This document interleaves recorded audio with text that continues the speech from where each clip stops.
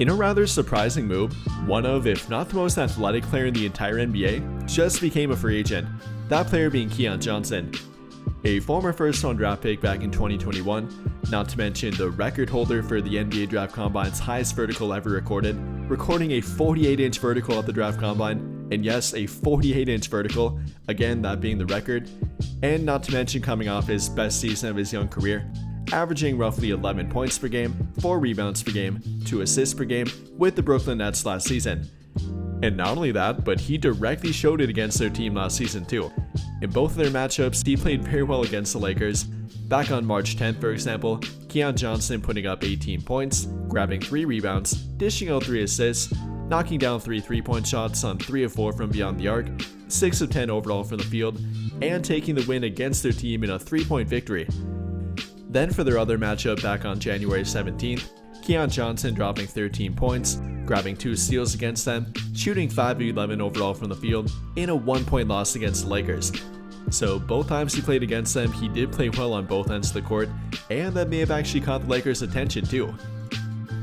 And well, after a promising season, many thought the Nets would keep him and look to move forward with him as part of their future, especially with them entering a long-term rebuild and not really having a clear direction yet, but that does not appear to be the case.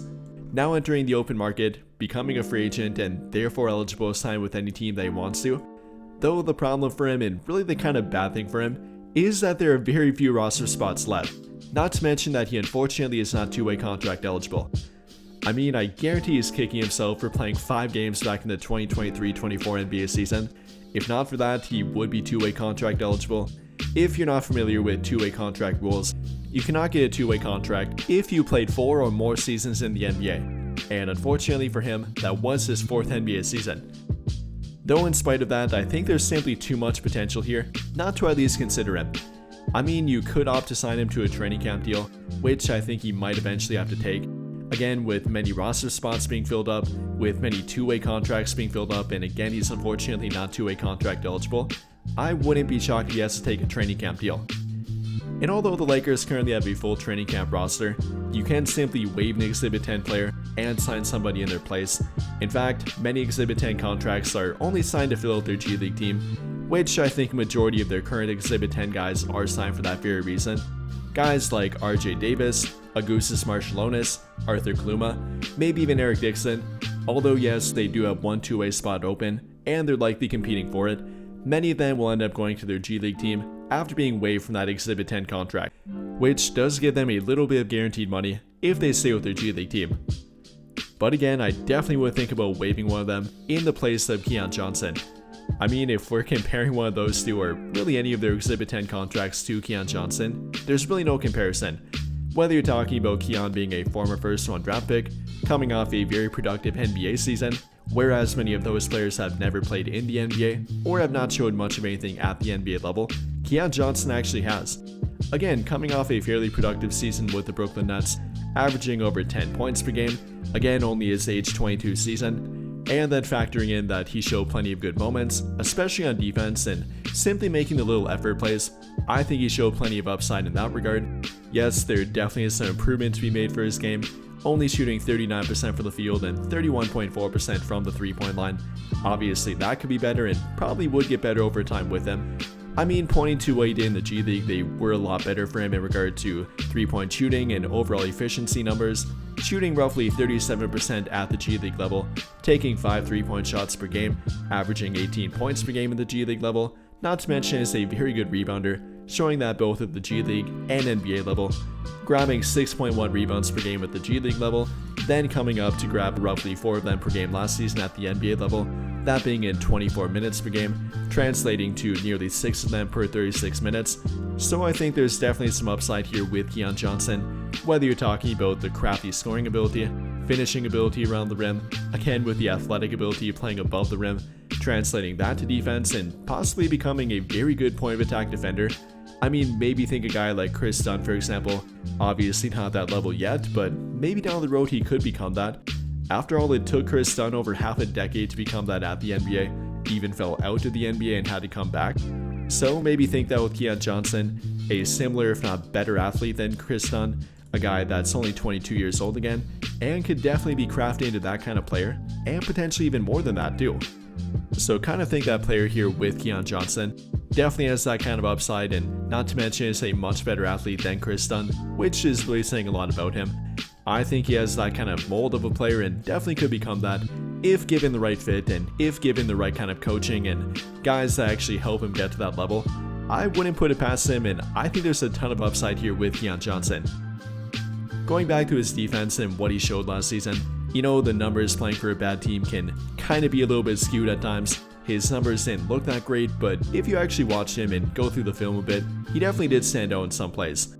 Whether you're talking about going after a chase down block, getting defensive rebounds, and like I said, he actually was a very good rebounding guard, getting in passing lanes and causing deflections on the court. He was actually one of the best in their entire team and one of the only guys in their team that regularly played defense, and not to mention committed defense. If we're talking about deflections, Keon Johnson averaged 1.8 deflections per game in only 24 minutes per game, that translating to nearly 3 of them per 36 minutes. Then for steals per game, averaging 1 per game in regular minutes, again playing 24 minutes per game, translating to 1.5 of them per 36. So there's definitely a defensive playmaker here with Keon Johnson, a guy that's quick enough to jump passing lanes, a guy that is actually big enough to guard point guards, shooting guards, and sometimes small forwards, is more than athletic enough to keep up with any player on the court, and definitely has the commitment and mindset to be able to do it too, in my opinion. Now don't get me wrong, I'm definitely not trying to overhype the kid, quote unquote. Definitely a reason why he's team hopped a few times, getting drafted by the Portland Trail Blazers, then going to the LA Clippers, then to the Brooklyn Nets, and now being waived by the Brooklyn Nets. Again, I don't think he should have been waived, and I think that's more of a product of the Nets trying to get around the salary cap and get the minimum amount on their payroll, waiving the guaranteed contract of Keon Johnson to do it. But I think there is some more that he has to add to his game, more of a reliable three-point shot for one, more of a reliable offensive game in general, learning the game a bit better, both offensively and defensively from more of the team defense aspect. Again, definitely has plenty of individual talent here, both offensively but especially defensively, though he does have to add more IQ to his game yet, learn the ins and outs of both offense and defense, when to make cuts on offense, how to time the plays, and when to move or when to not move, simply learning an offensive system and trying to perfect that. Defensively, when to hit the nail, when to help, when to not help. All of that is factored in here to what he has yet to kind of master and learn in the NBA yet. But again, we're talking about a 22-year-old that's really only played one real year at the NBA level. Plenty of time for him to figure it out yet.